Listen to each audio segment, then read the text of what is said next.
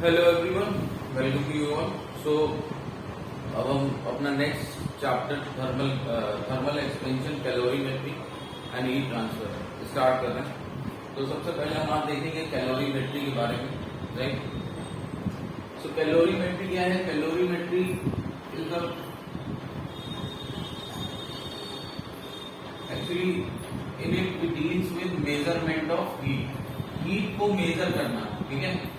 ये कैलोरीमेट्री के अंदर आता है, ठीक है। मेजरमेंट ऑफ हीट, और जो डिवाइस हम यूज करते हैं हीट को मेजर करने के लिए, जो डिवाइस हम यूज करते हैं उसको बोलते हैं कैलोरीमीटर, ठीक है। सो कैलोरीमीटर जो डिवाइस है इसको हम यूज करते हैं, राइट। अब देखिए, एक्चुअली जूल के इन्वेंशन के पहले, राइट, जूल ने एक एक्सपेरिमेंट किया था, साइंटिस्ट जूल, ठीक है। एक एक्सपेरिमेंट किया था जिसके नाम पे एनर्जी की जो है एसआई यूनिट है, राइट। उन्होंने एक एक्सपेरिमेंट किया था, ठीक है, अर्ली 19th सेंचुरी, ठीक है। तो इन्होंने एक एक्सपेरिमेंट किया था। उस एक्सपेरिमेंट के पहले हीट को एनर्जी नहीं माना जाता था। आज ऑब्वियसली हम हीट को क्या ट्रीट करते हैं? हीट को हम एक तरीके की ऊर्जा ट्रीट करते हैं, राइट, एनर्जी। बट तब तक एनर्जी नहीं माना जाता था, राइट। तब तक एनर्जी इसको नहीं ट्रीट किया जाता था। इसको सिर्फ और सिर्फ क्या ट्रीट किया जाता था? एक फ्लूइड की तरह ट्रीट किया जाता था, एक फ्लूइड की तरह, कि ये फ्लूइड जो है, क्योंकि ये फ्लो करता है, ठीक है। तो एक सब्सटेंस है, इसको पहले कैसा ट्रीट करते थे? सिर्फ एक सब्सटेंस की तरह, राइट, सिर्फ एक सब्सटेंस की तरह ट्रीट करते थे। और इस कारण से, क्योंकि ये हीट को सब्सटेंस की तरह ट्रीट करते थे, इस कारण से एक सबसे बड़ी प्रॉब्लम थी एनर्जी कंजर्वेशन की, ठीक है। सबसे बड़ी प्रॉब्लम थी एनर्जी कंजर्वेशन की। क्यों? क्योंकि ऑब्वियसली हम लोग अभी तक पढ़ते आए हैं कि kinetic energy plus potential energy, ये हमारा क्या होता है? कांस्टेंट होता है। लेकिन, ठीक है, ये हमारा क्या होता है? हमेशा कांस्टेंट होता है। लेकिन अब हम लोग ये क्लियर है कि ये हमेशा नहीं कांस्टेंट होता है। ये बेसिकली क्या होता है कि जब हम डिसिपेटिव फोर्सेस नेग्लेक्ट कर रहे हैं, जैसे कि फ्रिक्शन हो गया, इनको जब हम नेग्लेक्ट कर रहे हैं, तभी हम ऐसा कह सकते हैं कि kinetic energy plus potential energy constant हो रहा है, ठीक है। अब देखिए, अब ये, लेकिन जब तक हम हीट को एज अ एनर्जी नहीं ट्रीट कर रहे थे, तो तब तक यही कंजर्वेशन, क्योंकि अब देखिए, अगर आप मान लीजिए कोई बॉक्स को किसी फ्लोर पे अगर आप स्लाइड करते हैं, ठीक है ना, मतलब पुश करते हैं, तो ये थोड़ी दूरी तक स्लाइड करेगा। उसके बाद यही लगता है कि काइनेटिक एनर्जी जीरो हो गई, खत्म हो गई। तो काइनेटिक एनर्जी जो थी ब्लॉक की, जो आपके वर्क की वजह से आई थी, आपने वर्क किया था ब्लॉक पे, उस वर्क की वजह से उसमें कुछ काइनेटिक एनर्जी आई थी। वो काइनेटिक एनर्जी, आई मीन, यही लगता है कि खत्म हो गई, right, kinetic energy. But energy, तो एनर्जी कंजर्वेशन यहां से नहीं होता, बट एनर्जी कंजर्वेशन यहाँ पर वैलिड नहीं होता। तो दैट वाज द प्रॉब्लम, ठीक है। अब हम जानते हैं कि वो एनर्जी, जो काइनेटिक एनर्जी थी, वो किस में कन्वर्ट हो गई? हीट की फॉर्म में लॉस हो गई। हीट किसकी वजह से जनरेट हुई? फ्रिक्शन की वजह से सरफेसेस के, राइट। तो वो अब हमको क्लियर है। बट जब तक हम इसको हीट को फ्लूइड मान रहे थे, एनर्जी नहीं मान रहे थे, राइट, तो बेसिकली जो है, तो ये एनर्जी कंजर्वेशन की भी प्रॉब्लम तब रहती थी कि एनर्जी कंजर्व नहीं होती है, ऐसा था, राइट। एक्चुअली एनर्जी तो कंजर्व होती है, पर उसको प्रूव नहीं किया जा पाता था, क्योंकि हीट को हम मानते थे फ्लूइड, राइट। सो अब देखिए, अब बेसिकली हम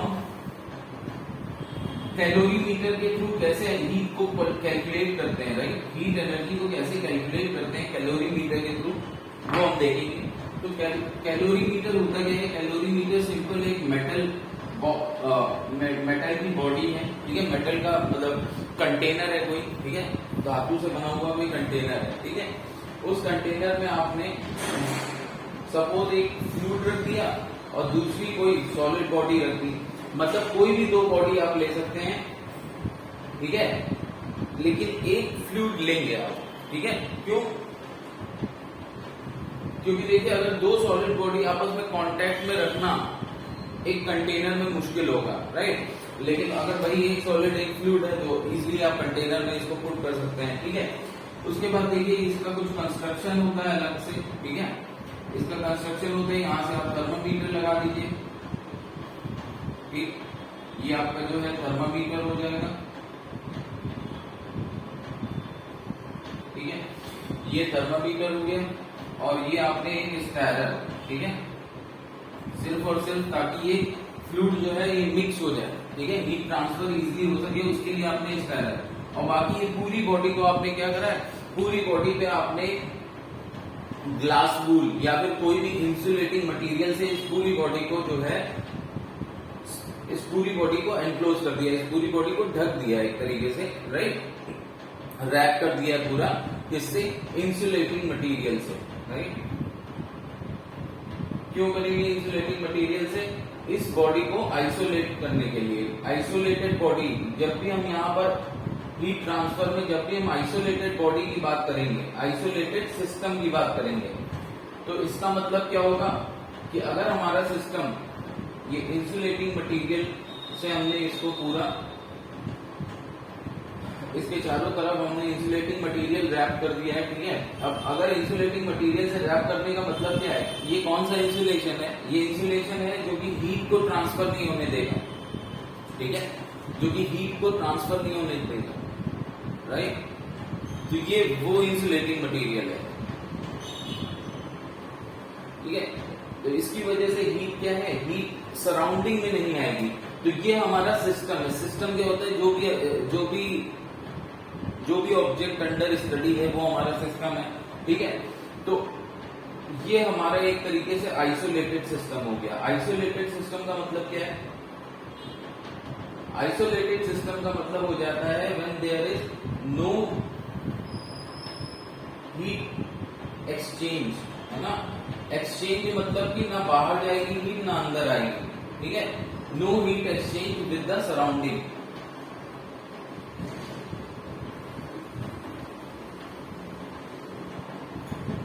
no heat exchange with the surrounding. तो ये आपका क्या हो जाता है, आइसोलेटेड सिस्टम हो जाता है, राइट। अब देखिए इनिशियली इसमें क्या होगा,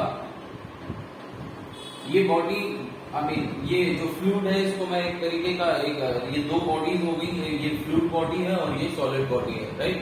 तो अब देखिए इसका टेम्परेचर फ्लूइड का टीबी है और इसका टेम्परेचर सपोज इनिशियली टीए है, दोनों अलग अलग टेम्परेचर पे हैं, ठीक है।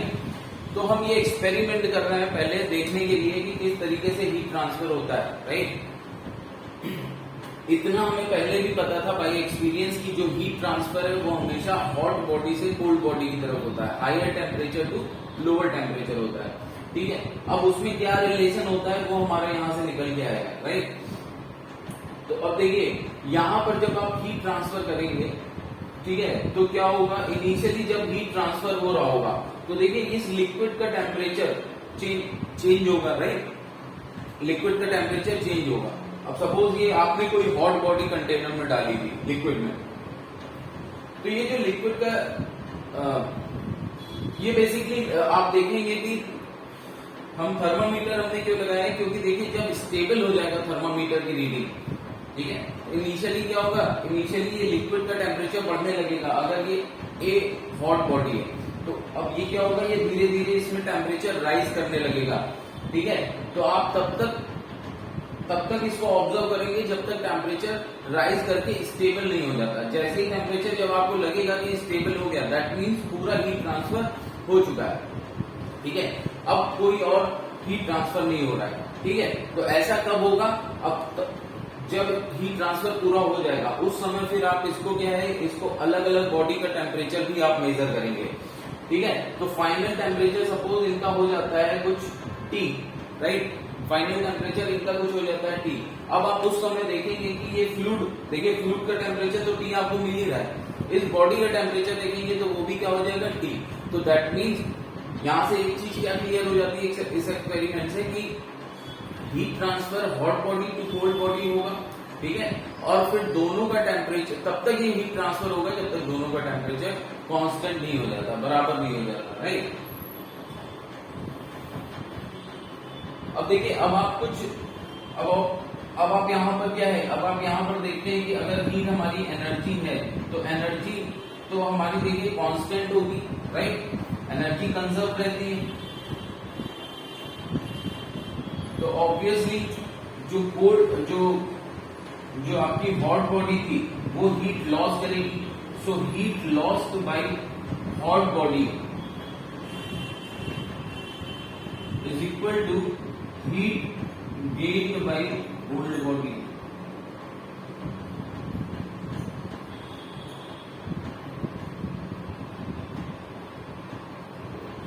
और यही है प्रिंसिपल ऑफ कैलोरीमीटर आपका, ठीक है, ये प्रिंसिपल ऑफ कैलोरीमीटर होता है,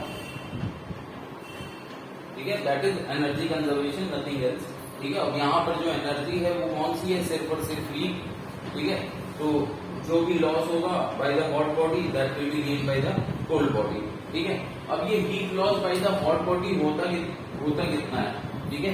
तो देखिए Q होता है आपका, Q is equal to C dash delta T, ठीक है, C dash delta T, delta T है चेंज इन टेम्परेचर, ठीक है, ये क्या है, ये है आपका चेंज इन टेम्परेचर।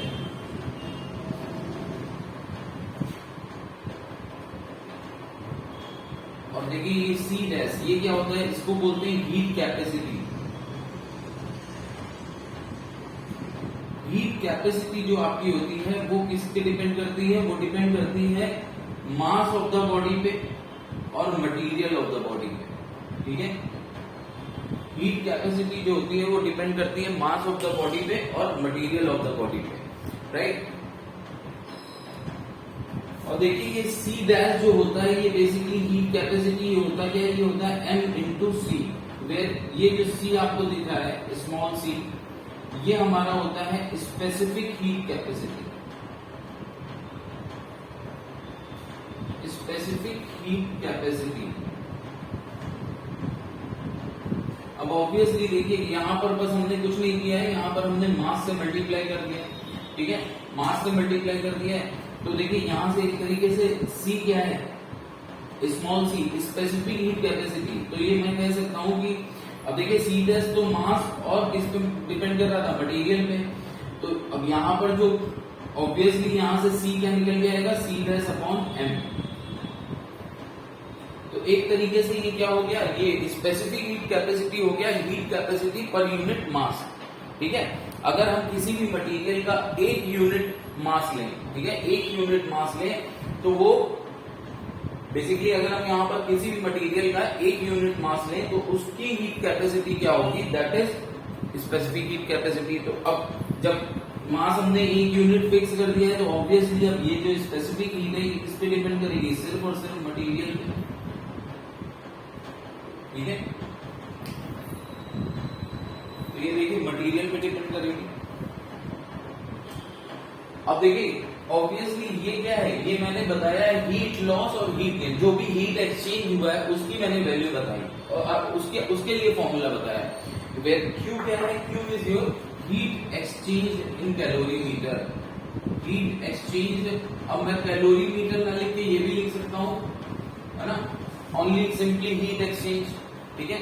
कोई भी बॉडी, किसी एक बॉडी ली, दो बॉडी, तीन बॉडी, सराउंडिंग सबसे हीट एक्सचेंज कर सकता है, लेकिन उसने कितनी हीट एक्सचेंज की है। एक्सचेंज इसलिए बोल रहा हूं क्योंकि हीट हो सकता है सराउंडिंग में, सिस्टम से सराउंडिंग की तरफ जाए, वो टेम्परेचर पे डिपेंड करता है, राइट, या फिर उल्टा हीट उल्टी तरफ जाएगी, राइट। तो हीट एक्सचेंज आपका बेसिकली किसी भी बॉडी का अगर आपको देखना है तो आपके लिए क्या फॉर्मूला है, C dash delta T, right, या फिर M C डेल्टा T, ठीक है। तो इसको हम लोग क्या लिख सकते हैं, M C delta T, right. Delta T क्या है, चेंज इन टेम्परेचर, तो obviously T final minus T initial, right. तो T final minus T initial होगा, ये स्पेसिफिक हीट कैपेसिटी हो गया और ये mass of the body, right.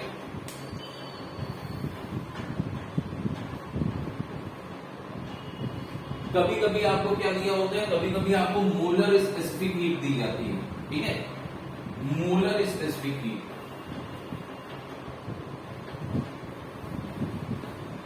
So molar specific heat क्या होती है, molar specific heat suppose that is Cm, right, molar specific heat.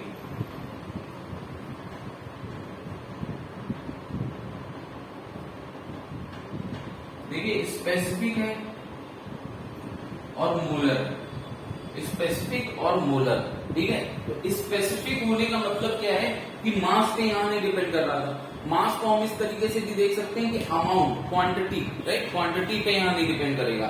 Specific heat capacity सिर्फ और सिर्फ मटेरियल पे डिपेंड करती है, राइट, तो क्वांटिटी पे डिपेंड नहीं करती है। अब यहां पे वही क्वांटिटी क्या हो जाती है, मोलर, ठीक है। तो यहां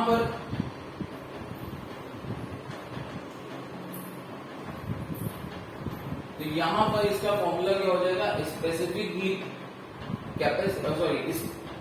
heat capacity C dash, right, heat capacity per unit moles, ठीक है, divided by number of moles. So ये क्या आ जाएगा, heat capacity per unit moles. तो किसी भी मटेरियल का अगर 1 मोल आप लेते हैं, ठीक है, तो उसकी हीट कैपेसिटी कितनी होगी, that is specific heat capacity, ठीक है।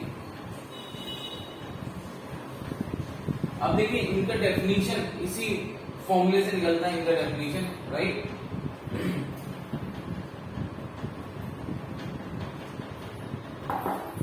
यहां से अगर मैं डिफाइन करना चाहूं, ठीक है, कुछ डेफिनेशंस होती हैं, तो अगर मैं डिफाइन करना चाहूं तो देखिए इसी फॉर्मूले से निकलता है कि अगर मैं हीट कैपेसिटी डिफाइन करनी है, राइट, हीट कैपेसिटी अगर मुझे डिफाइन करनी है तो देखिए क्या आता है, C dash is equal to Q by delta T, C dash is equal to Q by delta T, right. अब ये Q क्या है, Q है हीट ट्रांसफर्ड या heat exchange, that is heat transferred भी हम बोल सकते हैं, heat transferred to the body, और delta T change in temperature of the body, right. तो अगर मैं डेल्टा T को 1 डिग्री सेल्सियस कर दूं, सपोज ये कोई बॉडी है और इसकी मुझे हीट कैपेसिटी बतानी है, तो हीट कैपेसिटी क्या होगा, अगर मैं डेल्टा T को 1 डिग्री सेल्सियस कर दूं, या फिर कुछ और भी आप 1 डिग्री फ़ारेनहाइट भी ले सकते हैं, कोई भी यूनिट ले सकते हैं, तो 1 यूनिट मैं लिख रहा हूं सिंपली, ठीक है। तो बाई 1 यूनिट अगर मैं इसका टेम्परेचर में चेंज करना चाह रहा हूं, तो देखिए C डैश क्या हो जाता है, Q के बराबर। तो अगर मुझे किसी बॉडी का हीट कैपेसिटी पता करना है तो वो क्या होगा कि अगर मैं उसका 1 यूनिट टेम्परेचर चेंज करूं, राइट, 1 यूनिट टेम्परेचर चेंज करूं, तो देखिए जो अमाउंट ऑफ हीट गिवन है that will be heat capacity, right. अब सिंपली अगर आपको देखिए स्पेसिफिक हीट कैपेसिटी सिमिलरली अगर आपको डिफाइन करनी है, स्पेसिफिक हीट कैपेसिटी, तो देखिए वो क्या हो जाएगा, small c is equal to Q by m delta T, ठीक है। तो ये देखिए यहां पर क्या हो जाएगा, हीट, अब अगर यहां पर आपको डेल्टा T अगर 1 यूनिट कर दे रहे हैं, change in temperature by 1 unit, और ये मास भी इसका क्या है, 1 यूनिट आप कोई भी ले लीजिए, ठीक है, उस हिसाब से इसकी यूनिट चेंज हो जाएगी। So that will be the amount of heat, है ना, अब देखिए एक सिर्फ मटेरियल पे डिपेंड करता है, क्यों, इसीलिए क्योंकि आप जो m है उसको 1 यूनिट कर दे रहे हैं, ठीक है। तो बेसिकली किसी मटेरियल की अगर मुझे बतानी है स्पेसिफिक हीट, तो हम उस मटेरियल का 1 यूनिट मास लें और उसका टेम्परेचर बाई 1 डिग्री चेंज करें, राइट। तो जो हमारे हीट ट्रांसफर होगा that will be specific heat capacity, ठीक है।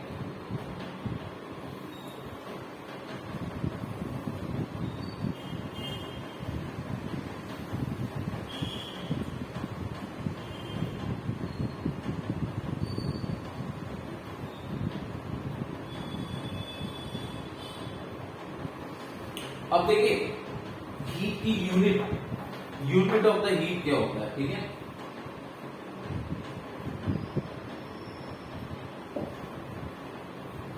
तो हम बात करते हैं यूनिट क्या होती है हीट की।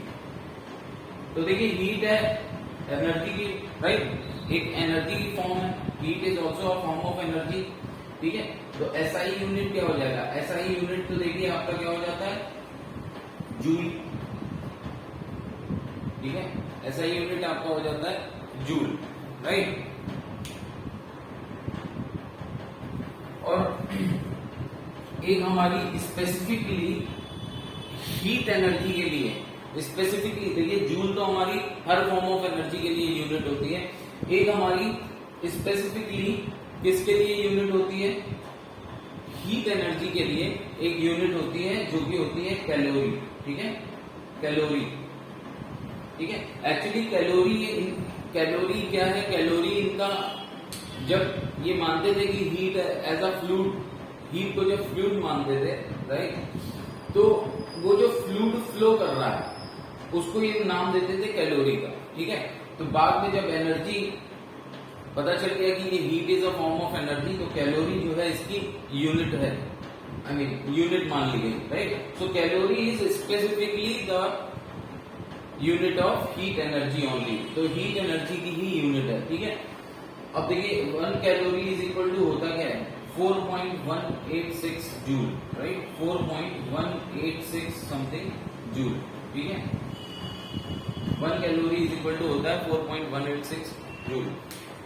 अब ये कहां से आया, तो ये बेसिकली आया हमारा 1 कैलोरी की यूनिट से, 1 कैलोरी की डेफिनेशन से, राइट। 1 कैलोरी क्या है, 1 कैलोरी है देखिए एक तरीके की हीट है, ठीक है। तो इसके लिए अब आप क्या है, 1 calorie, I mean not 1 calorie, calorie की हाँ 1 कैलोरी की डेफिनेशन है, राइट। सो 1 कैलोरी की डेफिनेशन ये है कि अगर आप एक कंटेनर में 1 ग्राम वाटर लें, ठीक है, एक कंटेनर में 1 ग्राम पानी लें और उस पानी का टेम्परेचर चेंज करना चाहें 1 डिग्री सेल्सियस से, उस पानी का टेम्परेचर से चेंज करना चाहें बाई 1 डिग्री सेल्सियस, और वो भी स्टैंडर्ड टेम्परेचर पे, मतलब कि 14.5 डिग्री सेल्सियस से 15.5 डिग्री सेल्सियस, ये नहीं कि किसी भी टेम्परेचर पे, मतलब आपने पानी 20 डिग्री सेल्सियस पे ले लिया और 20 से 21 किया, ठीक है। तो वो देखिए क्या होता है कि जितना हॉट वाटर होता जाएगा, जितना पानी गर्म होता जाएगा, उतना ही कम एनर्जी उसको चाहिए होगी, उतनी ही कम हीट उसको चाहिए होगी to change its temperature by 1 degree Celsius, ठीक है। तो फिर एनर्जी भी चेंज होने लगती है, क्यों, ये होता है इंटरमोलिकुलर सेपरेशन की वजह से हो जाता है, ठीक है। तो इसलिए क्या है, अलग अलग वैल्यू ना है, उसके लिए एक स्टैंडर्ड टेम्परेचर भी ले लिया जाता है। तो 14.5 डिग्री सेल्सियस से 15.5 डिग्री सेल्सियस तक अगर आप इसको गर्म करते हैं, किसको, 1 ग्राम ऑफ वाटर को, 1 ग्राम ऑफ वाटर, ठीक है, इसको आप, तो जितना अमाउंट ऑफ हीट आप इसको देंगे, जो भी अमाउंट ऑफ हीट इसको दी जाएगी, राइट, तो वो क्या हो जाएगी, 1 कैलोरी, जो भी अमाउंट ऑफ हीट दी जाएगी वो क्या हो जाएगी, 1 कैलोरी, ठीक है। तो यहां से एक चीज और क्लियर होती है कि calorie is a form of CGS unit, right, क्योंकि यहाँ पे देखिए मास हमने ग्राम में लिया है, तो 1 ग्राम वाटर जो है उसको कन्वर्ट करने के लिए 14.5 से 15.5 एट एटमॉस्फेरिक प्रेशर, ठीक है, क्योंकि आप प्रेशर जब बढ़ाएंगे तो क्या होगा, तो फिर हीटिंग, मतलब प्रेशर बढ़ाने से क्या होगा, टेम्परेचर चेंज करने में ज्यादा हीट देनी पड़ेगी, ठीक है, क्योंकि जो आप एनर्जी लगाएंगे वो कुछ ना कुछ वर्क करेगा, किसमें, ये जो प्रेशर आपने जो इंक्रीज इन प्रेशर के अगेंस्ट कुछ वर्क करना पड़ेगा, ठीक है। तो उसमें क्या है, उसमें फिर उस केस में फिर से क्या हो जाएगा, जो अमाउंट ऑफ हीट होगी वो बढ़ जाएगी, जो अमाउंट ऑफ हीट आप देंगे वो बढ़ जाएगी। तो इसलिए स्टैंडर्ड प्रेशर भी रखते हैं, वो है 1 एटमॉस्फेयर, ठीक है। तो 1 एटमॉस्फेयर पे दिस कंडीशन पे जो भी आपकी हीट लगती है क्यू, दैट इज, जो भी आपकी हीट आप इसको देंगे कंटेनर को, पानी को, वो बेसिकली आपका 1 कैलोरी हो जाएगा, राइट। तो ये कैलकुलेट करके आता है 4.186 जूल, राइट।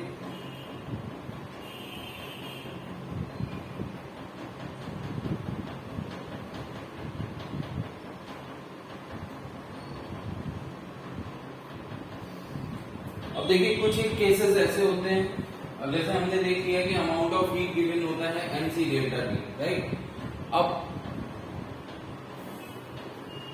अब अगर मैं मान लीजिए कि फेज चेंज इन्वॉल्व है, हीट ट्रांसफर हो रहा है लेकिन उस समय फेज चेंज हो रहा है, राइट।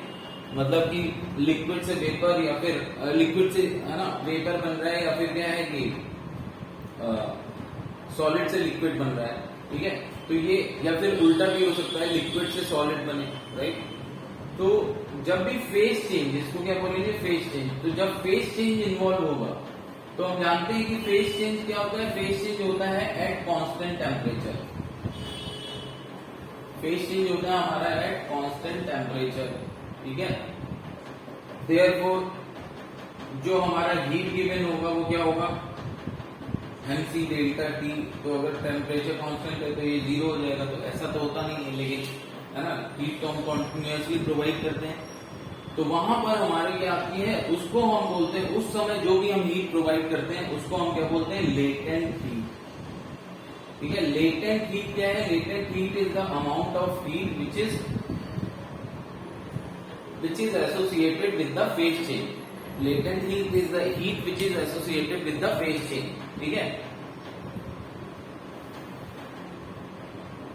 तो बेसिकली लेटेंट हीट में आपका होता क्या है, लेटेंट हीट में आपके जो फेज चेंज जब हो रहा होता है तो कुछ इंटरमोलिकुलर एटॉमिक बॉन्ड्स के अगेंस्ट जो आप वर्क कर रहे होते हो, that work is provided by this heat, ठीक है।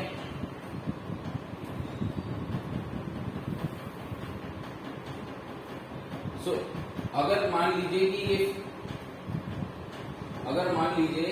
कि ये सॉलिड टू लिक्विड बन रहा है, राइट। अगर मान लीजिए ये सॉलिड टू लिक्विड बन रहा है, ठीक है, तो मेल्टिंग हो रही है, ठीक है। सॉलिड टू लिक्विड बन रहा है मतलब मेल्टिंग हो रही है, राइट। तो उस समय जो हम हीट प्रोवाइड करेंगे वो होती है लेटेंट हीट ऑफ फ्यूजन, ठीक है। लेटेंट हीट ऑफ फ्यूजन किस केस में है, सॉलिड से जब लिक्विड बन रहा है, तो उस केस में हम इसको क्या बोलते हैं, लेटेंट हीट ऑफ फ्यूजन, ठीक है। It is represented by LF, ठीक है। तो हम इसको लिख सकते हैं M इंटू LF। ये हमारा हो जाता है हीट ट्रांसफर ड्यूरिंग मेल्टिंग, ठीक है। और वही अगर हमारा लिक्विड टू वेपर बन रहा है, अगर हमारा लिक्विड टू वेपर बन रहा है,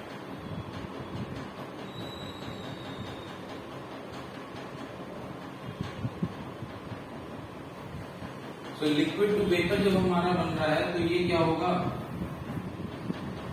ये बेसिकली इसमें जो हीट इन्वॉल्व होगी वो कहा जाता है latent heat of vaporisation, right. तो ये होगा लेटेंट हीट ऑफ वेपराइजेशन,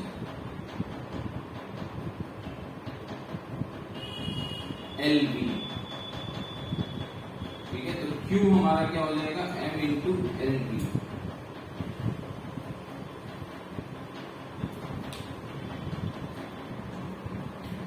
तो ये क्वेश्चन करते हैं,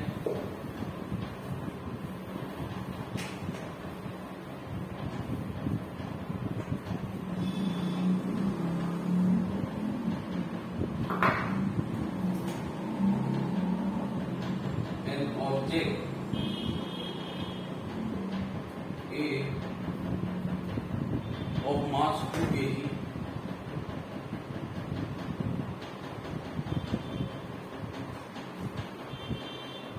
is moving on a frictionless track, is moving on a frictionless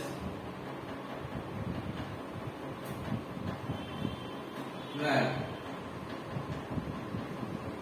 is moving on a frictionless track, has perfectly inelastic collision with another object, has perfectly inelastic collision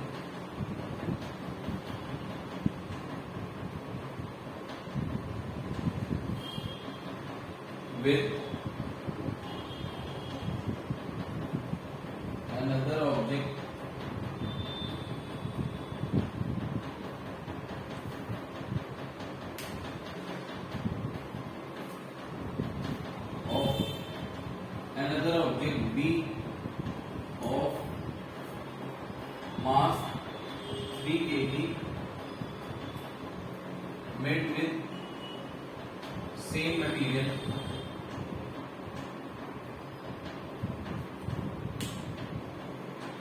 made with same material.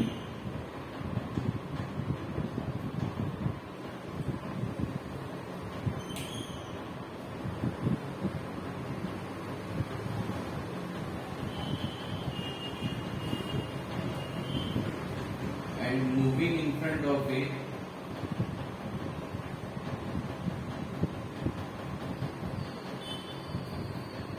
moving in front of it in same direction.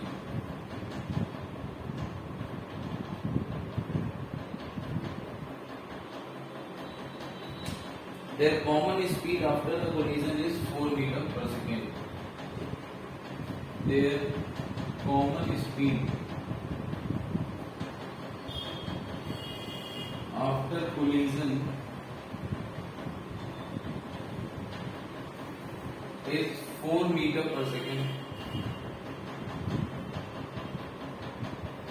Due to the collision, the temperature of the objects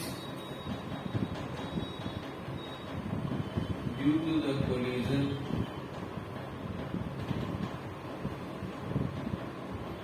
the temperature of the object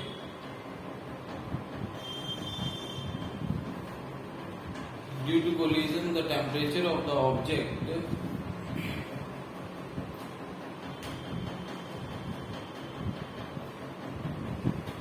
which was initially same,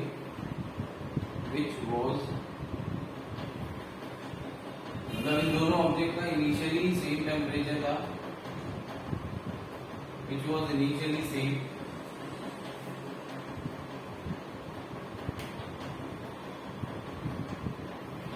now is increased through only by 0.006 degrees Celsius. Now increased by 0.006 degree Celsius. ठीक है. The specific heat capacities of the two objects दिया गया है. Specific heat capacity दी गई है आपको दोनों object की. ऑब्वियसली दोनों सेम मटेरियल के लिए हैं, सेम मटेरियल के हैं तो सेम ही होगी. तो 0.5 किलो जूल पर केजी पर डिग्री सेल्सियस. ठीक. What was the initial speed in meter per second of the colliding object A before the collision? ठीक है. तो हमको इनिशियल स्पीड फाइंड आउट करनी है. इनिशियल स्पीड किसकी? ऑफ ए की. ये हमको फाइंड आउट करना है. ठीक है. So I think question clear, very clear. ये स्मूथ सरफेस है. ठीक है. यहाँ कोई फ्रिक्शन नहीं है. ये एक ऑब्जेक्ट है ए, ये दूसरा ऑब्जेक्ट है बी.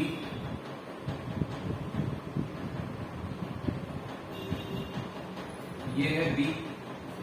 ठीक है. आपका एम ए दिया गया है 2 kg, एम ए दिया गया है 2 kg, एम बी दिया गया है 3 kg, एम बी दिया गया है 3 kg. ठीक है.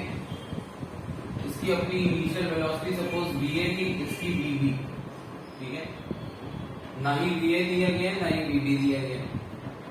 ठीक है. Moving in the same direction, बस इतना लिखा है. ठीक है. तो अब देखिए ये उसके बाद ये होता क्या है, उसके बाद एक बार कोलिजन होता है तो collision is perfectly inelastic. Perfectly inelastic collision होने का मतलब क्या है? Perfectly inelastic collision. तो परफेक्टली इनइलास्टिक कोलिजन का मतलब होता है कि अब ये जो है एक सिस्टम बन के आगे मूव करने लगेंगे, ये दोनों ए और बी. ठीक है. परफेक्टली इनइलास्टिक कोलिजन का मतलब क्या होता है? कोलिजन के आफ्टर द कोलाइड ये दोनों क्या होंगे?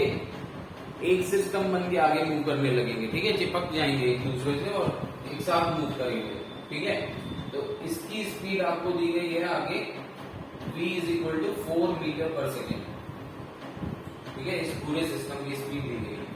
तो परफेक्टली इनइलास्टिक कोलिजन में दूसरी चीज क्या होती है? दूसरी चीज ये होती है कि एनर्जी जो है वो कांस्टेंट नहीं रहती है. एनर्जी जो है that will not remain constant, जो मैकेनिकल एनर्जी है, मतलब मैकेनिकल एनर्जी यहाँ पर अब है क्या, पोटेंशियल एनर्जी की तो बात ही नहीं करेंगे, तो काइनेटिक एनर्जी है, तो जो हमारी काइनेटिक एनर्जी है that will not remain constant. तो होगा क्या, काइनेटिक एनर्जी हमारी कांस्टेंट नहीं है, तो मतलब क्या होगा, इनइलास्टिक कोलिजन में वो काइनेटिक एनर्जी कहाँ चली जाती है, तो जो लॉस इन काइनेटिक एनर्जी है, जो लॉस इन काइनेटिक एनर्जी होगा वो आपका क्या हो जाएगा, वो in the form of heat evolve होगा, ठीक है, हीट की फॉर्म में, ऊष्मा की फॉर्म में निकलेगा, ठीक है, और वही हीट जो निकलेगी उसकी वजह से इनका टेम्परेचर इंक्रीज हो जाएगा, ठीक है, वो जो हीट निकलेगी उसकी वजह से क्या होगा, इनका टेम्परेचर दोनों का इंक्रीज हो जाएगा। अब देखिए ये हीट ऐसा नहीं होगा कि सिर्फ ए के पास जाएगी सिर्फ बी के पास जाएगी, ऐसा नहीं होगा, ठीक है। तो चलिए हम इक्वेशन बनाते हैं पहले।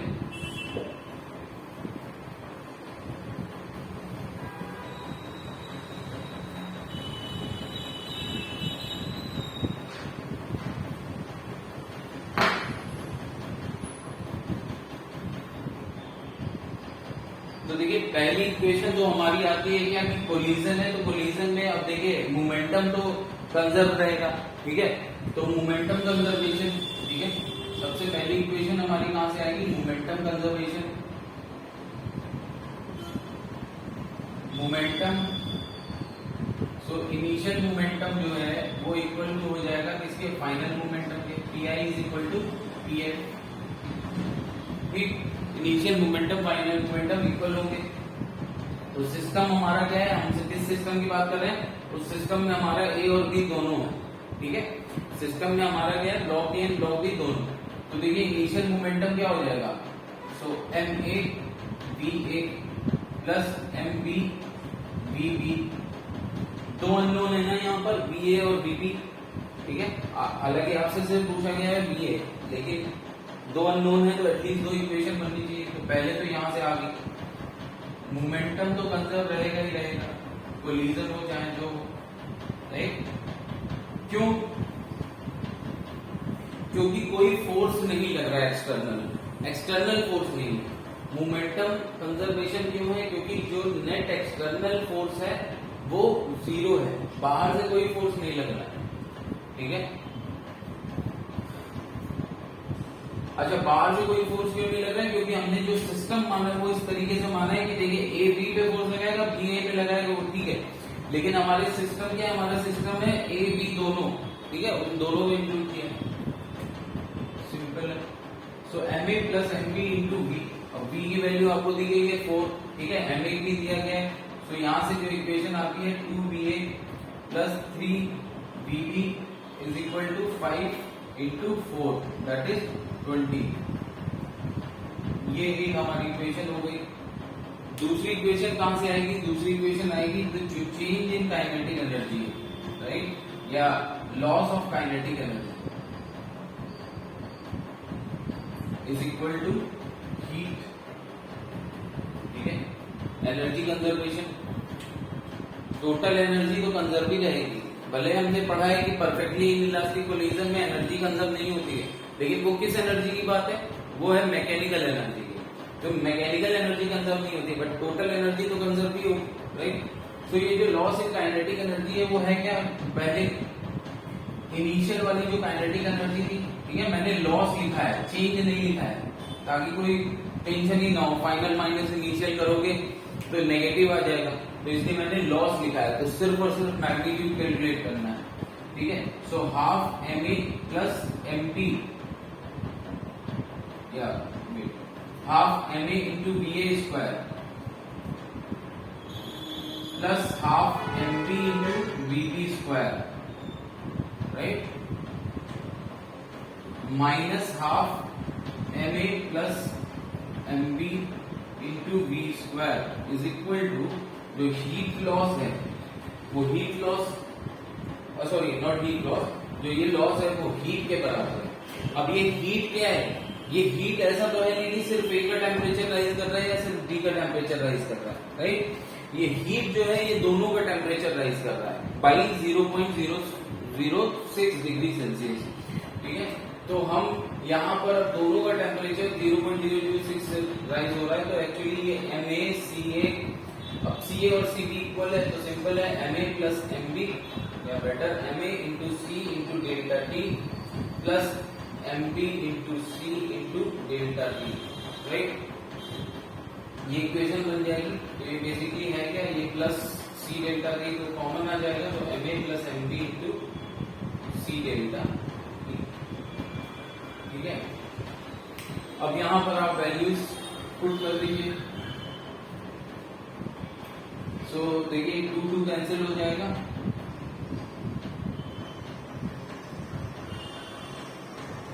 या 2 कैंसिल नहीं करते हैं, हाफ इधर कॉमन लेके उस तरफ मल्टीप्लाई कर देते हैं 2 से, राइट, क्रॉस मल्टीप्लीकेशन कर देंगे। तो ये देखिए 2Va square plus 3Vb square minus 2 प्लस 3 5 इंटू 4 स्क्वायर, ठीक है, is equal to 2 into 5 into C देखिए कि kilo joule per KG degree Celsius है। ठीक है, अब आपसे आंसर पूछा जा रहा है मीटर पर सेकेंड, तो एमकेएस में सॉल्व कर लेते हैं, राइट। सो ये आप यहां पर क्या वैल्यू रखेंगे 0.5 इंटू, ठीक है, इधर हम कहीं पे भी किलो जूल में काम नहीं कर रहे हैं, इधर पूरा जूल में काम हो रहा है, तो इधर भी जो है ये किलो जूल को जूल में कन्वर्ट कर लीजिए, तो 0.5 इंटू 1000, ठीक है। और डेल्टा टी आपको दिया गया है 0.006। अब देखिए डेल्टा टी आपको, अगर आपको सपोज डेल्टा टी क्या दिया जा रहा है, आपको केल्विन में दिया जा रहा है, ठीक है, तो ये ना करना कि आप उसमें 273 माइनस करो, राइट, क्योंकि देखिए केल्विन क्या होता है, केल्विन होता है 273 plus degree Celsius, degree Kelvin is equal to 273 पर प्लस डिग्री सेल्सियस, ठीक है। तो यहाँ पर गड़बड़ क्या हो जाती है, कभी कभी ये kilo joule per KG kelvin में दिया होता है, तो केल्विन को जरूरी नहीं कि आप डिग्री सेल्सियस में चेंज करें, और क्योंकि ये जो है ये चेंज, ये बेसिकली चेंज इन टेम्परेचर का बता रहा है, ठीक है ना, बाई 1 डे यूनिट चेंज करना है टेम्परेचर, ठीक है। तो जब चेंज इन टेम्परेचर हम देखें तो देखिए delta K is equal to delta C हो जाएगा, क्योंकि ये तो कांस्टेंट है, मतलब बेसिकली अगर आप K2 निकालेंगे तो K2 क्या होगा, K2 मतलब सॉरी नॉट K2, अगर आप डिग्री K1 अगेन देखिए, अगर मान लीजिए चेंज इन टेम्परेचर निकालना है, ठीक है, तो पहले कुछ टेम्परेचर था, अगर मान लीजिए 373 केल्विन, ठीक है, और बाद में टेम्परेचर हो गया सपोज 273 केल्विन किसी बॉडी का, तो चेंज इन टेम्परेचर क्या आएगा, चेंज इन टेम्परेचर आप जब निकालेंगे, ठीक है, तो देखिए ये आ जाएगा 100 केल्विन, ठीक है, चेंज इन टेम्परेचर आपका कितना आ गया 100 केल्विन। अगर आपका 373 केल्विन है और बाद में 273 केल्विन, तो चेंज इन टेम्परेचर क्या है 100 केल्विन, राइट। अब सोचिए अगर आप डिग्री सेल्सियस में इसी टेम्परेचर का चेंज निकालें, तो डिग्री सेल्सियस में ये कितना हो जाएगा, आप ऐसे लिखे degree Celsius is equal two degree kelvin minus 273, ठीक है। तो अब जो भी था, ठीक है, आपका देखिए मान लीजिए degree Celsius 1 is equal two degree Kelvin 1 और degree Celsius 2 is equal two degree Kelvin 2, ये दूसरी वैल्यू है, ये पहली वैल्यू है, ठीक है। तो किसी भी केस में आप देखिए -273, राइट। सो डिग्री सेल्सियस 1, अब देखिए ये यूनिट होती है डिग्री सेल्सियस, मैं 1 2 बस नाम दे दिया हूं कि आप समझ लो कि ये कोई, ये एक वैल्यू है और ये दूसरी वैल्यू है, तो degree Celsius 1 minus degree Celsius 2, यहाँ पे होगा क्या, देखिए ये तो कट ही जाएगा ना, तो इसलिए degree Kelvin 1 minus degree Kelvin 2, तो delta C in degree Celsius, मतलब डेल्टा सी जो चेंज इन डिग्री सेल्सियस है वो चेंज इन केल्विन के बराबर होगा। तो अगर केल्विन में आपको ऐसे दिया जाता है, ठीक है, तो सिंपली यहाँ पर अगर डिफरेंशिएट करोगे तो ये कांस्टेंट है ना, तो ये 0 हो जाएगा। तो degree differential value of degree K is equal to differential value of degree Celsius, right. तो ये चीज कभी नहीं कंफ्यूज होना है कि अगर चेंज इन टेम्परेचर दिया है तो वो केल्विन में जितना चेंज होगा उतना ही चेंज वो डिग्री सेल्सियस में भी होगा, ठीक है। तो यहां पर हमारा, अब देखिए ये हमारी दूसरी इक्वेशन बन जाती है, ठीक है। अब इक्वेशन 1 और इक्वेशन 2 इन दोनों को आप जो है सॉल्व करेंगे तो आप इजीली देखिए VA और VB दोनों की वैल्यू आप कैलकुलेट कर सकते हैं, राइट। तो बेसिकली यहाँ पर कॉन्सेप्ट क्या समझना था कि जो परफेक्टली इनइलास्टिक में लॉस हुआ, ठीक है, वो किसकी फॉर्म में लॉस हुआ है, हीट एनर्जी की फॉर्म में, राइट। और दूसरा यहाँ पर समझना था कि ये जो दोनों ही बॉडी के टेम्परेचर इंक्रीज हुआ है, ठीक है, तो किसी एक बॉडी के पास हीट ट्रांसफर नहीं हुई है कोलिजन के बाद।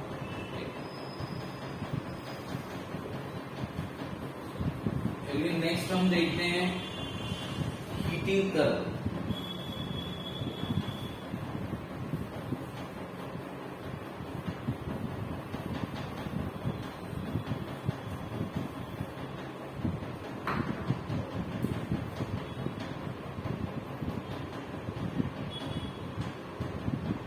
हीटिंग कर्व, ठीक है। सो सपोज ये हीटिंग कर्व हम देख रहे हैं कि आइस से स्टीम बन रहा है,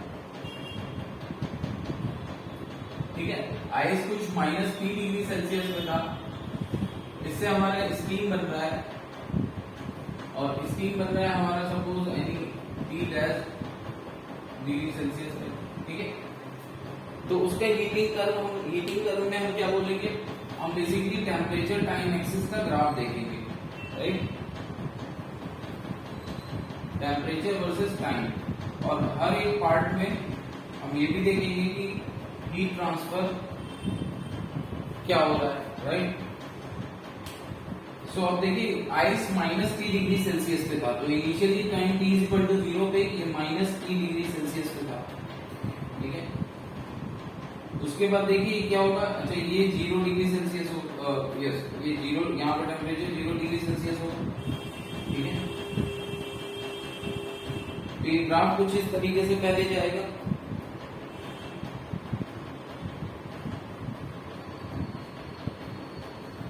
उसके बाद देखिए ये क्या होगा,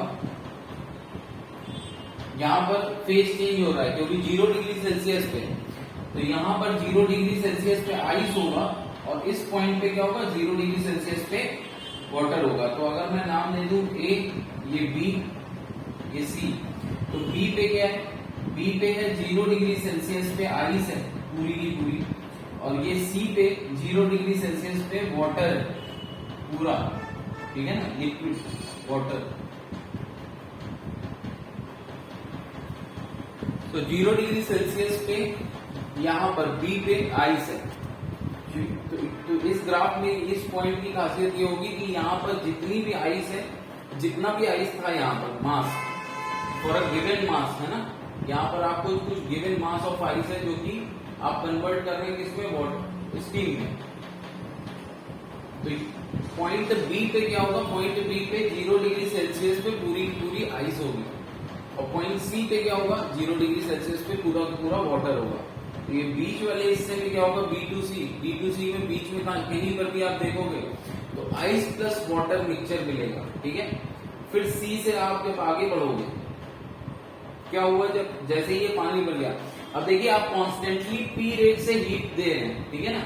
आप सपोज क्या कर रहे हैं, कॉन्स्टेंटली P रेट से हीट दे रहे हैं, एक कांस्टेंट रेट है, constant rate of heat supply, ठीक है, P रेट से हीट सप्लाई कर रहे हैं। तो ऑब्वियसली जब ये रेट ऑफ हीट सप्लाई है तो इसका यूनिट क्या होगा, इसका यूनिट होगा जूल पर सेकेंड, राइट। ऐसा यूनिट क्या होगा, जूल पर सेकेंड, राइट। सो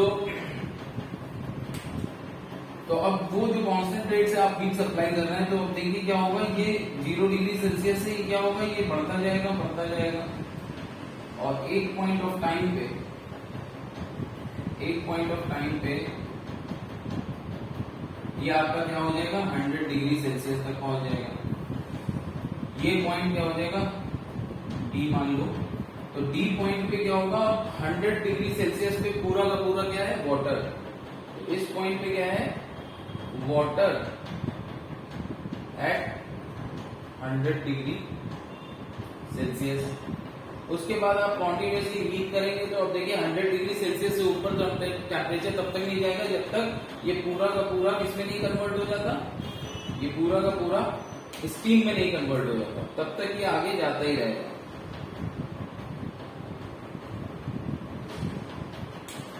ठीक है, अब ये देखिए उसके बाद एक पॉइंट आएगा ई पॉइंट पे क्या हो जाएगा, ये 100 डिग्री सेल्सियस पे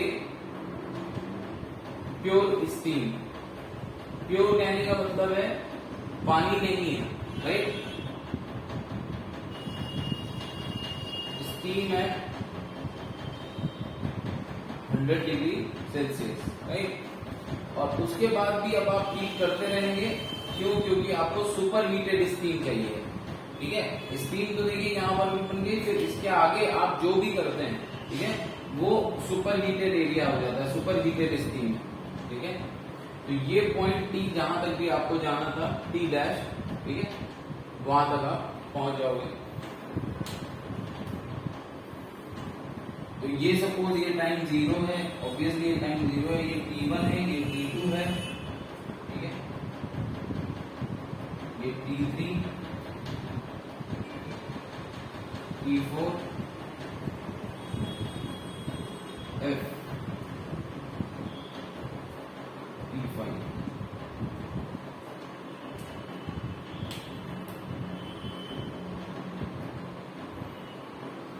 अब देखिए रीजन ए बी में क्या हो रहा है,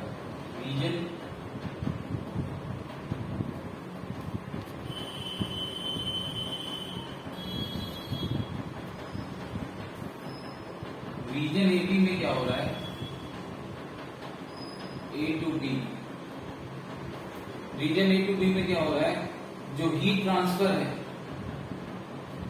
ठीक है, जो हीट ट्रांसफर है वो क्या कर रहा है, वो सिर्फ और सिर्फ टेम्परेचर रेज कर रहा है, किसका, आइस का। ठीक है, तो आइस सपोज आपका गिवन अमाउंट ऑफ आइस था, गिवन मास था m, ठीक है, तो जो आप रेट ऑफ हीट सप्लाई है P, rate of heat supply क्या है P, ठीक है, तो total amount of heat supply जो इसमें होगा वो क्या हो जाएगा, P इंटू डेल्टा T। ठीक है, total amount of heat supply. देखिए सबसे पहले तो Q आप कैसे निकालेंगे, Q जो total amount of heat supply है वो होगा M into C into delta T, जहाँ डेल्टा T है चेंज इन टेम्परेचर। लेकिन आपको गिवन है कि आपने P constant rate of heat supply P है अगर, तो टोटल टाइम यहाँ से कितना होगा, 0 टू T1। ठीक है, तो एक तरीके से Q हमारा क्या हो जाएगा, Q हमारा हो जाएगा P इंटू T1, राइट, और T1 माइनस 0 जो भी आप ये, राइट। तो मैं इसको लिख सकता हूँ P into delta T, common term है ना, चेंज इन टाइम। ठीक है, चेंज इन टाइम, क्योंकि अब आगे देखेंगे तो P into delta T T2 minus T1 हो जाएगा, right, so change in time हो गया। तो अब जरा इक्वेशन 1 इन दोनों को इक्वेट करें तो हमारा देखिए क्या आता है, P delta T is equal to MC delta capital T। ठीक है, अब देखिए ये क्या है हमारा, ये है हमारा delta T upon delta T, ये हमारा क्या आ जाएगा, P upon MC, P upon MC। देखिए P भी कांस्टेंट है, M भी कांस्टेंट है, C भी कांस्टेंट है। ठीक है, स्पेसिफिक हीट है तो गिवन मटेरियल के लिए C कांस्टेंट है, गिवन मास दिया ही, मास भी कांस्टेंट है, और P क्या है, constant rate of heat supply हमने माना है। तो अब यहाँ पर देखो ये delta T by delta T ये क्या है, ये इस ग्राफ का इस रीजन में स्लोप है, राइट। स्लोप क्या होता है, dy बाई dx। ठीक है, तो ये स्लोप है ग्राफ का किस रीजन में, A टू B रीजन में। ठीक है, स्लोप और ये स्लोप कांस्टेंट है, स्लोप कांस्टेंट है। और इसीलिए क्या है, जब आपका constant rate of heat supply है तो एक स्ट्रेट लाइन बन जाएगा, ठीक है, एक स्ट्रेट लाइन आ रहा है। Delta T change in temperature time graph जो है वो एक स्ट्रेट लाइन है। अगर रेट ऑफ हीट सप्लाई जो है क्या है वो कांस्टेंट है, तो अगर रेट ऑफ हीट सप्लाई आप टाइम के साथ साथ चेंज कर रहे हैं तो फिर देखिए पी कांस्टेंट नहीं रहेगा। अब सपोज टाइम के साथ आप कोई ना कोई रिलेशन होगा ना रेट ऑफ हीट सप्लाई का, अगर आप चेंज कर रहे हैं तो सपोज वो है 2t², ठीक है, या 200t², तो फिर ये कैसा होगा, ये वाला ग्राफ आपका कैसा बनेगा, पैराबोला, राइट, क्योंकि p क्या है फिर उसके इसमें 200t², राइट। सो ना कि पैराबोला बल्कि क्यूबिक पैराबोला, क्योंकि स्लोप आपका जो है t² के डायरेक्टली प्रोपोर्शनल होगा, ठीक है। तो टेम्परेचर जो होगा वो टी क्यूब के डायरेक्टली प्रोपोर्शनल होगा, ठीक है। सो बेसिकली ये आपका स्लोप इस ग्राफ का यहां से दिख जाता है, राइट। अब देखिए नेक्स्ट हमारा क्या है, रीजन B2C। सो रीजन B2C के लिए हमारी इक्वेशन कैसे लिखेंगे हम, B2C, तो रीजन B2C में जो हमारा हीट ट्रांसफर है Q वो है क्या, वो होगा आपका M इंटू LF, ठीक, latent heat of fusion, solid to liquid जा रहा है। अब देखिए Q है क्या, Q वही है P इंटू डेल्टा टी, तो हमेशा ही रहेगा, तो P इंटू डेल्टा टी। अब डेल्टा टी यहाँ पर T2 माइनस T1 में लिख देता हूं, ये हो जाएगा आपका M इंटू LF। तो यहां से आप लेटेंट हीट ऑफ फ्यूजन भी निकाल सकते हैं अगर आपको वैल्यूज गिवन है तो, T2 minus T1 by M। अब देखिए जो लेंथ ऑफ द लाइन होता है ना, length of the line BC, line BC के की जो लेंथ है, ये लेंथ कम या ज्यादा होगी, ये किस पे डिपेंड करता है, ये डिपेंड करता है बेसिकली लेटेंट ऑफ फ्यूजन पे। तो latent of fusion, latent heat of fusion एक तरीके से क्या हो गया, heat supply per unit mass. तो ये एक गिवन सब्सटेंस के लिए, मतलब ये गिवन सब्सटेंस पे डिपेंड करता है ना कि मास पे, है ना। तो लेटेंट हीट ऑफ फ्यूजन जो है ये आपका बेसिकली डायरेक्टली प्रोपोर्शनल टू होता है, डायरेक्टली प्रोपोर्शनल टू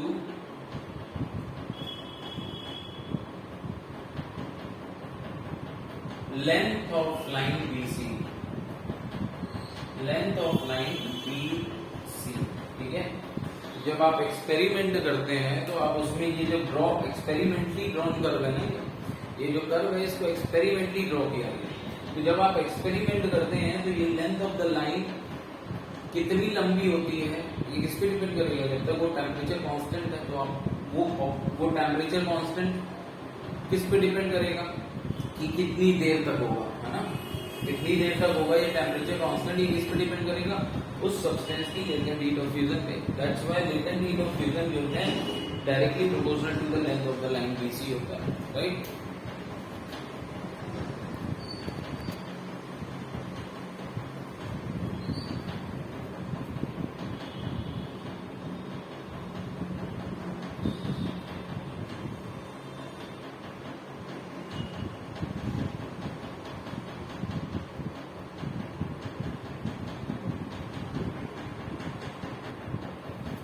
देखिए सिमिलरली यहाँ पर जो हीट गिवन होगा D2E में, रीजन आप D2E करके, सॉरी C2D में, C2D में आपका जो Q होगा वो क्या होगा, ठीक है, Q आपका होगा देखिए T into T3 minus T2, और ये किसके बराबर हो जाएगा, C2D रीजन की बात कर रहा हूँ, C2D में आपका हो जाएगा MC इंटू डेल्टा टी, और डेल्टा टी देखिए कैपिटल, मतलब डेल्टा टी टेम्परेचर वाला चाहिए, ये 100 माइनस 0, राइट, सो 100 माइनस 0, ठीक है। उसी तरीके से यहाँ पर जो हीट आएगी ट्रांसफर वो क्या हो जाएगा, M into LB, latent heat of vaporisation, LB क्या है, लेटेंट हीट ऑफ वेपोराइजेशन, और ये Q होगा क्या, ये होगा P into T4 minus T3, ठीक है। डिवाइड करेंगे m से, तो ये हमारा क्या हो जाएगा LV।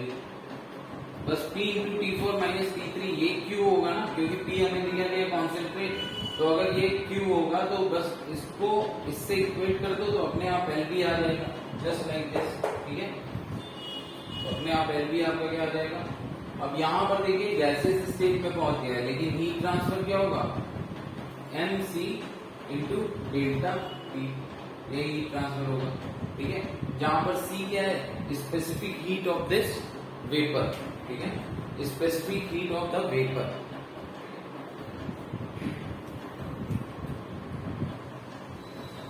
देखिए यहाँ पे मैंने हर जगह C यूज करा है, लेकिन ये देख लीजिए जब इस रीजन में, रीजन 18 में, तो ये आइस होगा, तो ये C आइस होगा। ठीक है, स्पेसिफिक हीट ऑफ आइस, तो specific heat of ice water और ये अलग अलग होता है, right. Specific heat of ice हो जाएगा ये,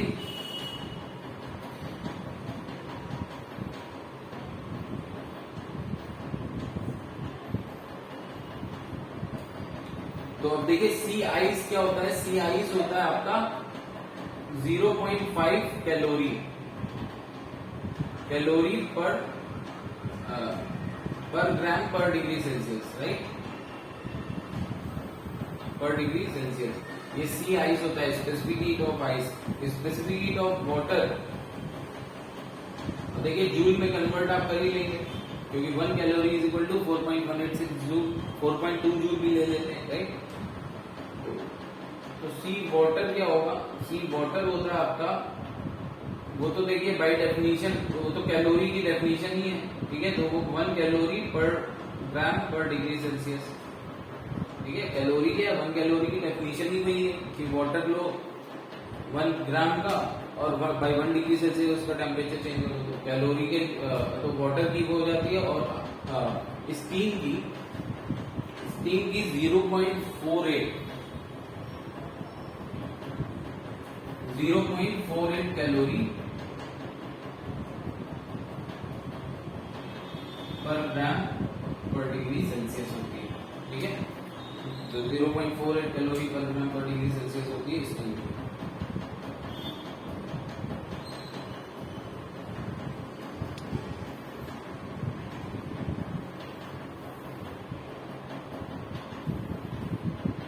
तो यहाँ पर ये जो होगा ये क्या है, सी स्टीम। ठीक है, ये सी वाटर, यहाँ पर जो है ये है सी वाटर।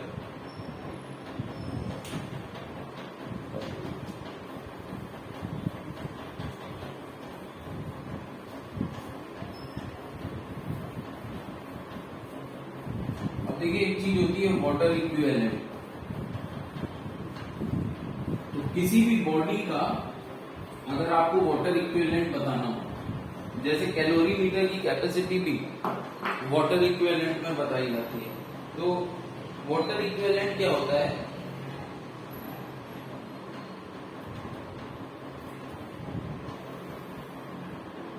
वाटर इक्विवेलेंट बेसिकली क्या होता है, वाटर इक्विवेलेंट होता है हीट कैपेसिटी। अगर मान लीजिए किसी बॉडी का वाटर इक्विवेलेंट आपसे पूछा जाए, तो वाटर इक्विवेलेंट क्या होता है, वाटर इक्विवेलेंट होता है हीट कैपेसिटी, राइट। हम वाटर इक्विवेलेंट बता रहे हैं, किसी बॉडी का वाटर इक्विवेलेंट क्या होता है, ये होता है हीट कैपेसिटी ऑफ बॉडी,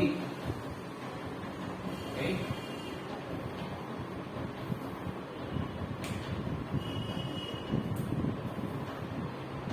मतलब कोई गिवन सब्सटेंस है सपोज, राइट। अब उसका हमको जो है वाटर इक्विवेलेंट बताना है, तो उसका मतलब ये है कि हमको उसका उतना मास, उस केस में हम क्या करेंगे, हम उसकी हीट कैपेसिटी, उस बॉडी की हीट कैपेसिटी, राइट। किसी बॉडी का अगर वाटर इक्विवेलेंट बताना है तो बेसिकली क्या है, हमको मास ऑफ उस बॉडी का वो मास बताना है जिसकी हीट कैपेसिटी, राइट, जिसकी हीट कैपेसिटी वाटर की हीट कैपेसिटी के बराबर हो जाए, right.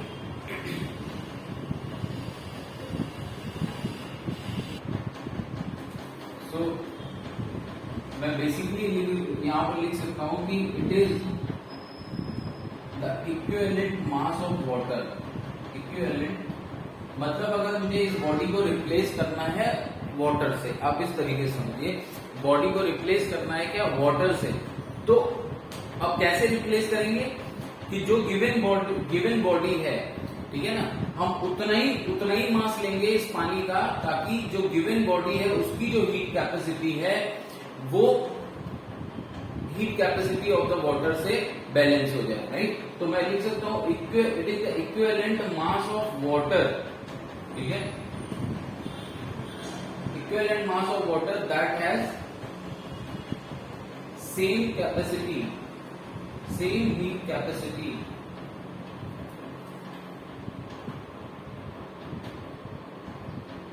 as that of given body,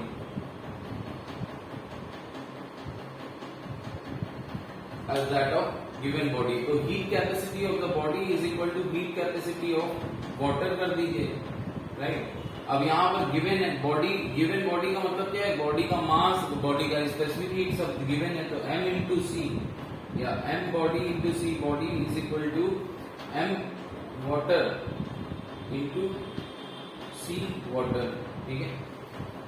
तो यहां से m वाटर आप इजीली निकाल लेंगे, यही होगा उस बॉडी का वाटर इक्विवेलेंट।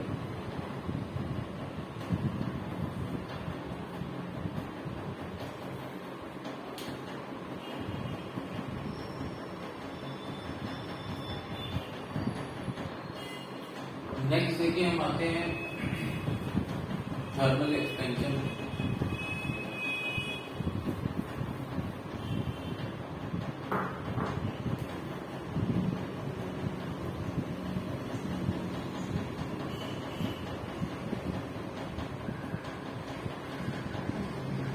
देखिए थर्मल एक्सपेंशन, तो thermal, when the matter is heated, when the matter is heated, solid liquid gas कुछ भी, when the matter is heated, ठीक है ना, without change in its state, without change in its state, then it expands। जब भी without change in state, without phase change, अगर आप किसी भी मैटर को हीट कर रहे हैं तो वो क्या होगा, यूजुअली इट विल एक्सपैंड। ऐसा क्यों होता है, तो according to atomic theory, atomic theory के अकॉर्डिंग क्या है कि इसके पीछे का जो कॉज है, the cause lies in the asymmetry,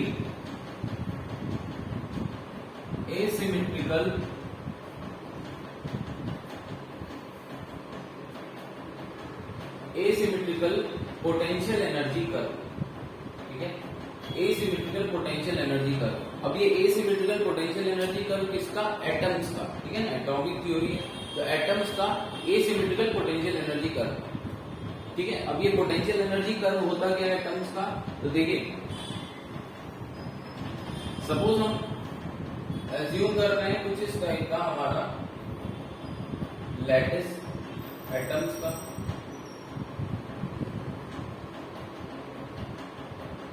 अब ये बॉन्ड जो बने हैं, इन बॉन्ड्स को आप स्प्रिंग, है ना, स्प्रिंग एज्यूम कर सकते हैं, काफी स्टिफ स्प्रिंग, है ना, फ्लेक्सिबल नहीं, काफी हाईली स्टिफ स्प्रिंग, इसको अगर आप एज्यूम करें तो देखिए आपको ये क्लियर होगा।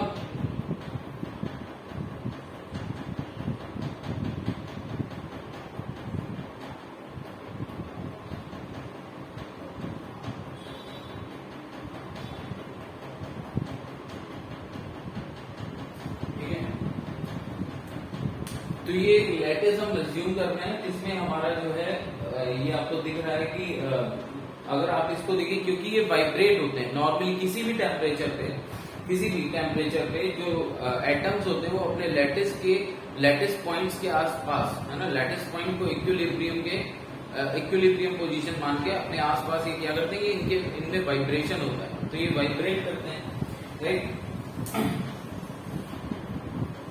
तो अब देखिए होता क्या है कि जब ये पार्टिकल्स वाइब्रेट करते हैं तो देखिए होता क्या है कि इनके बीच में क्या है, इनके बीच में जो आर मैं बोल रहा हूं distance, space between each atom, right, space between atoms. तो जैसे जैसे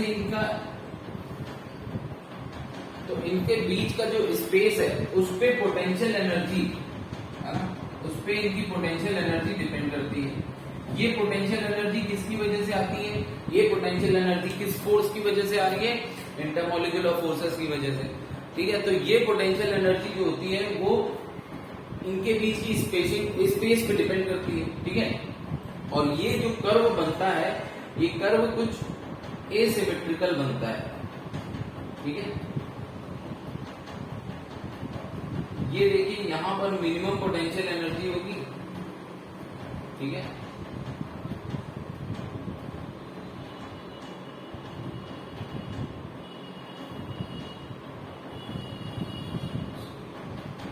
अगर नेगेटिव मान रहे हैं तो पूरा ही नेगेटिव लीजिए पोटेंशियल एनर्जी।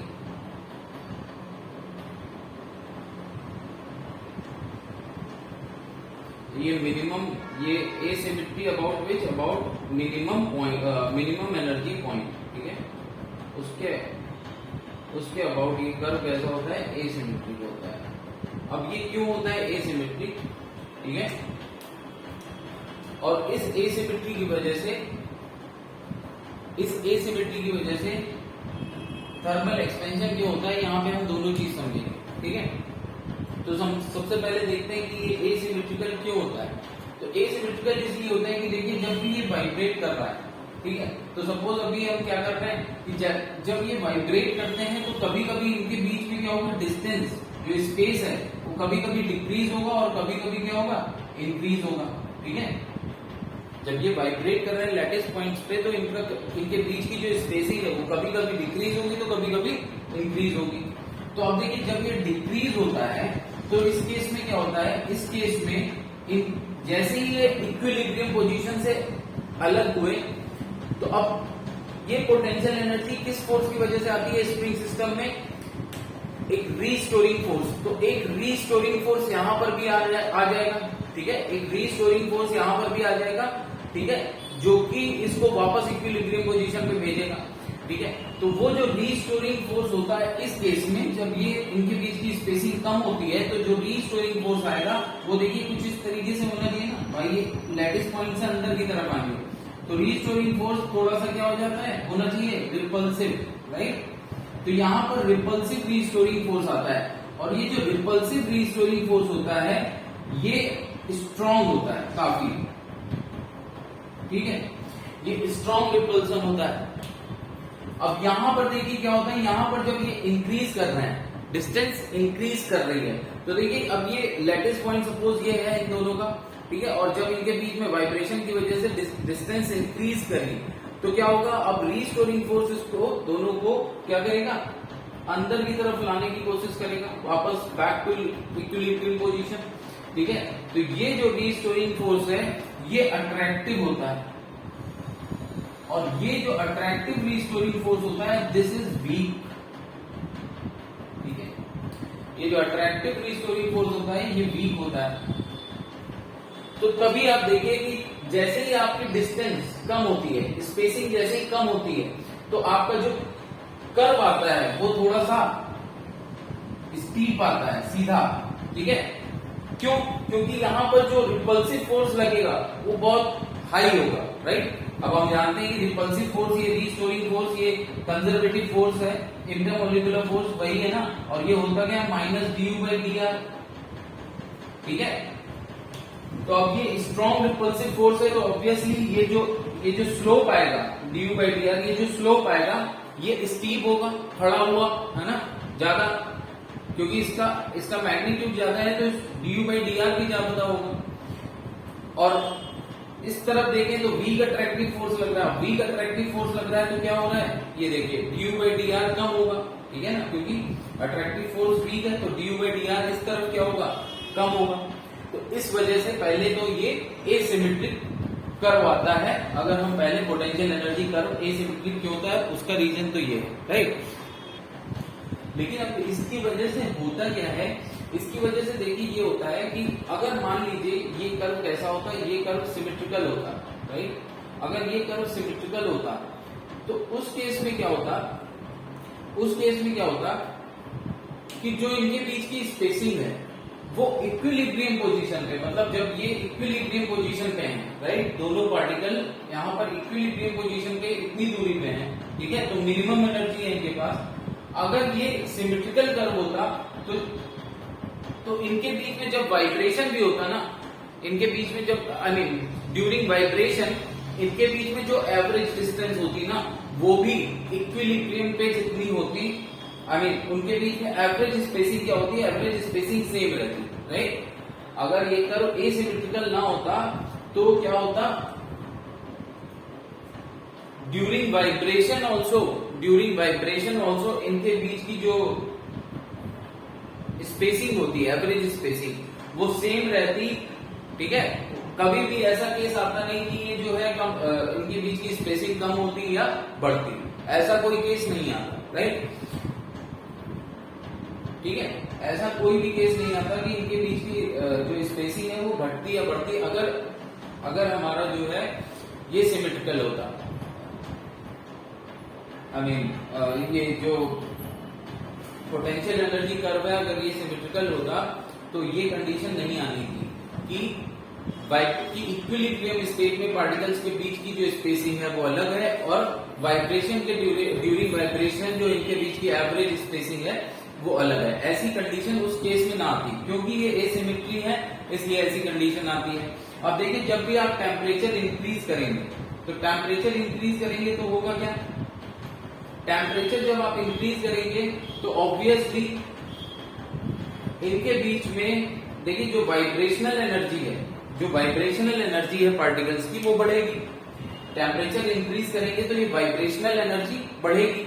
अब वाइब्रेशनल एनर्जी बढ़ेगी तो ये देखिए क्या होगा, काइनेटिक एनर्जी कम होने लगेगी, ठीक है ना। आई मीन वाइब्रेशनल एनर्जी अगर बढ़ेगी, ठीक है, तो देखिए जब वाइब्रेशन होता है very short period of time में जो है काफी तेजी से इक्विलिब्रियम के आसपास बॉडी मूव करती है तो स्पीड ज्यादा होती है, ठीक है।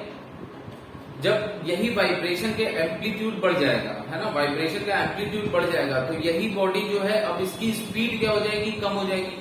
इसकी स्पीड कम होगी, ऑब्वियसली पोटेंशियल एनर्जी के बीच में बढ़ने लगेगी, ठीक है। अब कोई पार्टिकल देखिए अगर ये सिमेट्रिकल होता ना तो देखिए मैं क्यों बोल रहा हूं कि एवरेज स्पेसिंग, अगर ये सिमेट्रिकल कर्व होता तो एवरेज स्पेसिंग क्यों कैंसिल हो जाती, एवरेज स्पेसिंग क्यों कैंसिल हो जाती। देखिए ये सिमेट्रिकल कब होता, जब ये जो रिपल्सिव फोर्स है और अट्रैक्टिव फोर्स है ये दोनों इक्वल होते, है ना, इनकी स्ट्रेंथ अगर इक्वल होती तो ये सिमेट्रिकल कर्व होता, ठीक है। इनकी स्ट्रेंथ इक्वल न होने की वजह से ये सिमेट्रिकल कर्व है, राइट। अब देखिए अगर सिमेट्रिकल कर्व होता तो मैं बात कर रहा हूं कि ड्यूरिंग वाइब्रेशन जो एवरेज स्पेसिंग होती, अगर ये सिमेट्रिकल होता तो ड्यूरिंग वाइब्रेशन जो एवरेज स्पेसिंग होती वो किसके बराबर होती, वो आपकी बराबर होती इक्विलिब्रियम के टाइम पे जो, ठीक है, इक्विलिब्रियम स्पेसिंग के बराबर होती, राइट। एक्सपेंशन का मतलब ही क्या है, एक्सपेंशन का मतलब है कि ये जो एवरेज स्पेसिंग है मॉलिक्यूल्स के बीच में वो बढ़ रही है, ये जो एवरेज स्पेसिंग है मॉलिक्यूल्स के बीच में ये बढ़ रही है, यही एक्सपेंशन का मतलब है, राइट।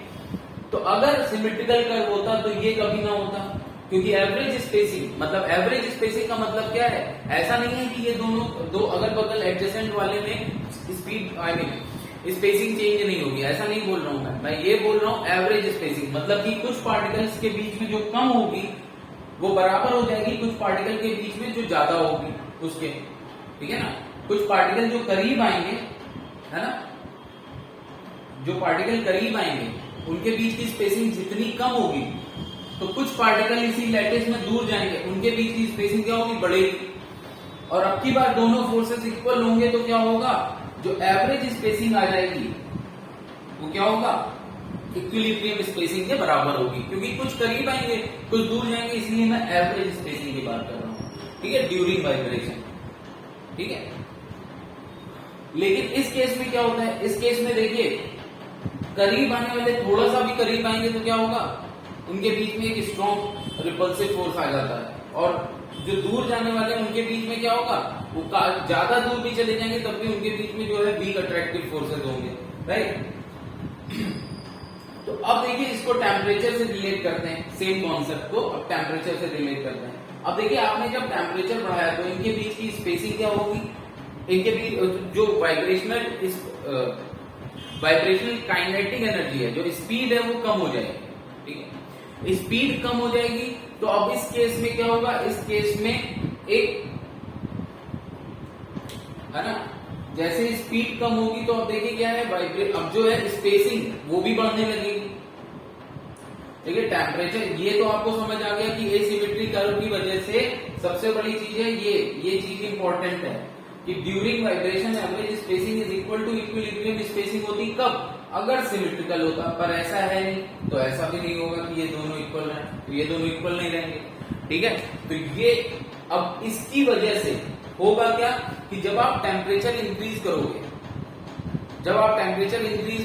तो वो जो एवरेज स्पेसिंग जो बढ़ रही है, ठीक है ना, जो एवरेज स्पेसिंग बढ़ जाती है वो अब और बढ़ने लगेगी ज्यादा देर तक, क्योंकि स्पीड कम हो गई। तो अब ये जो पार्टिकल्स हैं, ये इनके बीच की एवरेज स्पेसिंग ज्यादा देर तक ये दूर रहेंगे, राइट, क्योंकि स्पीड कम हो गई तो जितना दूर पार्टिकल चले जाएंगे, राइट, उस पोजीशन पे वो ज्यादा देर तक रहेंगे, राइट। और साथ ही साथ क्या होगा कि वो उनका एम्पलीट्यूड भी बढ़ जाएगा, राइट, एम्पलीट्यूड बढ़ जाएगा तो एवरेज स्पेसिंग ऑब्वियसली क्या है, बढ़ जाएगी। और अगर यही चीज सिमेट्रिकल कर्व होता तो ये हमारे लिए कभी प्रॉब्लम ही ना होती, क्योंकि एवरेज स्पेसिंग और इक्विलिब्रियम स्पेसिंग सेम रहती, और ये जो स्पेसिंग का बढ़ना है यही एक्सपेंशन है, right? So this is the reason behind thermal expansion. So that's it for today. Next class में हम आगे इसको कंटिन्यू करेंगे. So thank you very much.